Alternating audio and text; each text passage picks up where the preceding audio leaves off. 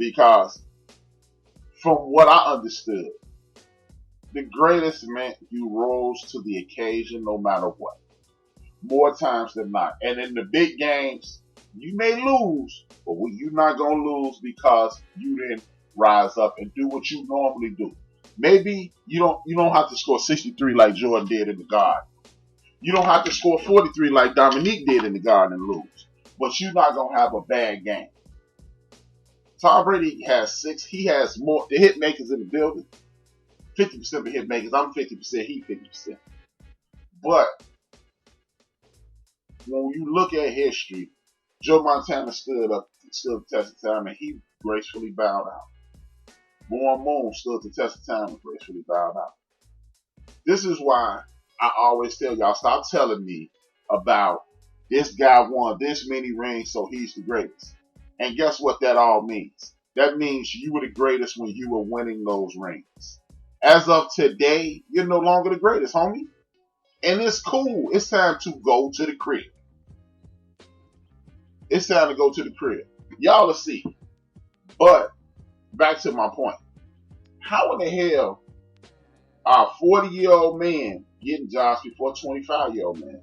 The brother Jameis Winston is 25 years old. Why did it take Terry Bradshaw, the only person on TV that was brave enough to say Tom Brady should have stayed his ass in New England? He on an ego trip. And he also said he offered to coach Jameis Winston out of those interceptions. For the first time in my life, I heard somebody say this, give out this stat, and it was annoying. It was, the stat that they gave out was this. Jameis Winston had 30 interceptions, and if you count the ones that they dropped, he would have had 40. So how many would Brett Favre have if they would have counted those? The ones that they dropped don't count. Guess what? Joe Montana has never thrown an interception in the Super Bowl, but number 24 for the Cincinnati Bengals by the name of Lewis Billups dropped the interception in the Super Bowl, and they lost. And Joe Montana should have been a Super Bowl MVP. My man Jungle Brother said Warren Moon is my GOAT, 6 Grey Cup championship, made the running sheet famous. I can't argue with nobody about Warren Moon. Whoever you think is the GOAT is the GOAT. But when they try to make this dude the unofficial GOAT and no challenging him because he has more National Football League championships than anybody, that don't mean anything. I'm going to give y'all a perfect example of why. At no point in your life has Terry Bradshaw been considered the GOAT. And he was the first dude who won more Super Bowls than anybody else. He was the very first dude to win 4 Super Bowls. He was 4-0 in the Super Bowl, and you've never heard Terry Bradshaw be considered the greatest of all time. And you never will be. You will never hear that. Terry Bradshaw won't even tell you that. But if it's a win now league, there's 2 things that's getting on my nerves, and I'm attacking him at different points. He's the greatest of all time, so he's going to go down to Tampa Bay because they got all that talent. First of all, stop telling this lie that he played with nobodies. We gonna stop this if he played with nobody. As Jungle Brother just brought up, for the vast majority of his career, Warren Moon played with nobodies. I don't hear nobody saying Warren Moon the man. I don't hear nobody but Jungle Brother saying that, and a few others of us. Yeah, he played at the end of his life. I'm about to get to that. RC. My man RC said, look up George Bland's stats. He threw 30 interceptions, not once, but twice. Terry's wideouts made him number 1 chief rocker. Exactly. See, we get this lie told. It's 2 lies that I hate that they tell in sports today. The first lie is Tom Brady played with a bunch of nobody, which is a lie because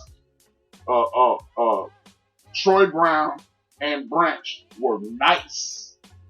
They were not all world. But let's go through the Super Bowls throughout the history of the game. Who were the Super Bowl champ? Who were the wide receivers on the first 3 Super Bowls?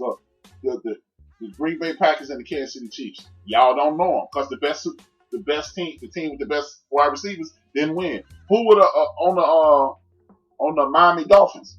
Who were the damn wide receivers? The undefeated team. Nobody knows. On the Cowboys, The first go around, the first championship after it was the bridesmaid all those years. Nobody knows. Now we know who Lynn Swann was, but it's some dudes who scrubs got more catches than Lynn Swann.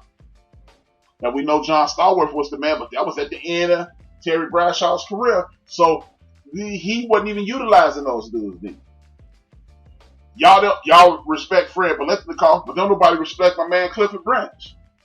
But they were never known as the best wide receivers in the game. My point is, I can go through time. Joe Montana won 2 Super Bowls without even hearing the words Jerry and Rice put together. So my point is, the greatest receiver ever, or the best receiver of his time, Charlie Jordan don't have no damn Super Bowl championships. Charlie Jordan don't have no Super Bowl championships, and at one point he was considered the greatest of all time. At one point, Charlie Jordan, Art Monk, he was never considered the greatest ever. But most people don't know about Ricky Irvin. Most people don't know about Gary Clark. They were never considered the best in the game. They got 2 Super Bowls each. Monk got 3 or 4. Man, he got 3. So, just to say he didn't have the best receiver in the league. Chris Carter was at one point one of the best receivers in the league. Didn't get one. Stanley Sharp didn't get one. Sterling Sharp didn't get one. Andre Rison, he got one with Brett Favre. But when he was the best, when he was in the conversation, the best ever, or best in the game, he didn't get any. Keyshawn Johnson was never considered the best receiver in the game. Sorry, didn't do it. My man up in Buffalo, he was one of the best in the game. Urban Fryer, best in the game. T.O.D.B, best in the game. Moss, best in the game. None of them got Super Bowls. So don't tell me you need the best to get a Super Bowl. So let's debunk that lie. But back to the point. Oh, the second lie I hate is Jordan got cut from the basketball team. That is the greatest. That might be the greatest lie ever told. Jordan got cut from the varsity when he was a sophomore. So he was still playing sophomore basketball. He just couldn't play on the varsity. So stop that lie. I get it. Y'all want Mike to be the man, but that's just not the truth. Okay? Stop it. But back to my point.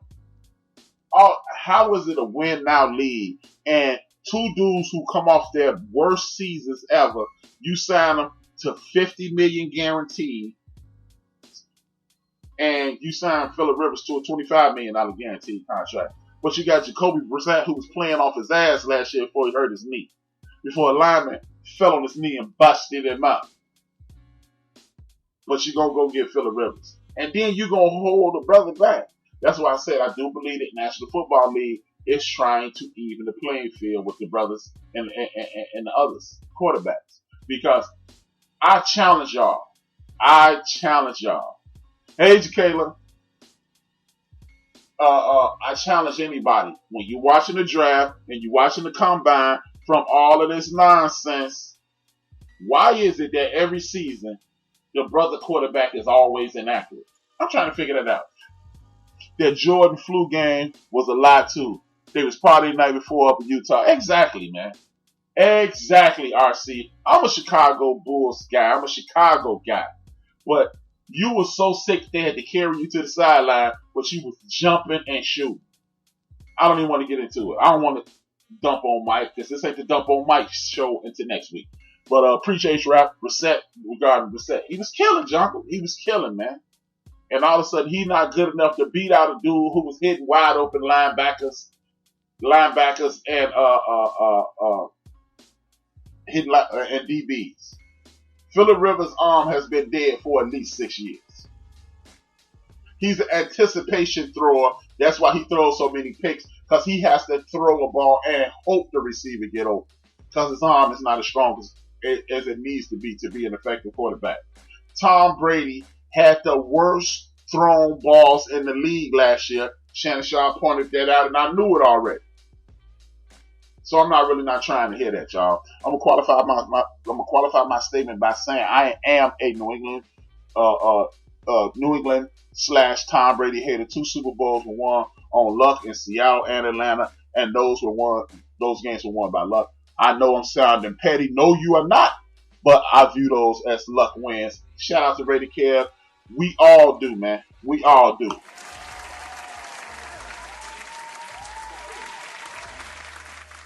Tom Brady has 2 Super Bowl championships in which he did not throw a touchdown in either game. So stop it with the GOAT thing and stop trying to act as if Tom Brady is the Tom Brady that people laud over. The Hall of Famer Tom Brady no longer exists. Because if that's the case, I'm quite sure I could go get, if we could get Jordan to work out real hard from here to December, he can go to an NBA court and get somebody a double. He give you 20 points at 60. I'm quite sure. And if it ain't Jordan, let's just not go as far as Jordan. But I'm quite sure if we get Tracy McGrady in shape, he can get somebody 20. He can give you 20 one night. So stop. You know how you know it's over for you? It's either over for you or people hating on you. When they go to, you remember that game back in 1981 when old boy missed that free throw? He ain't shit. When you got to go off, when you got that one night that I blew it, that lets me know that you are fishy. Or if you have to highlight the one or two times since I've been slipping that I still had it. Remember week 9 last year? He had a good game, but what about 10, 11, 12, and 13 when he was very pedestrian? Tom Brady, there's no way to remove your greatness from you. You are a 6-time Super Bowl champion. You put up some monster numbers in this league. I think you either the number 1 or number 2 in touchdowns and yards. You and Drew Brees keep going back and forth. But to act as if he isn't slipping, because y'all tell us all the time, the reason Tom Brady is the man is because he does less with more. Hey, I'm not real good at math, but 3 Pro Bowlers is called more. That's more. You finna try to get more with less. Because with less of Tom Brady, you trying to win more games. That's all I'm saying. And I'm not the dude who tell people, man, you need to retire. So I'm not going to go there. I'm not going to go there.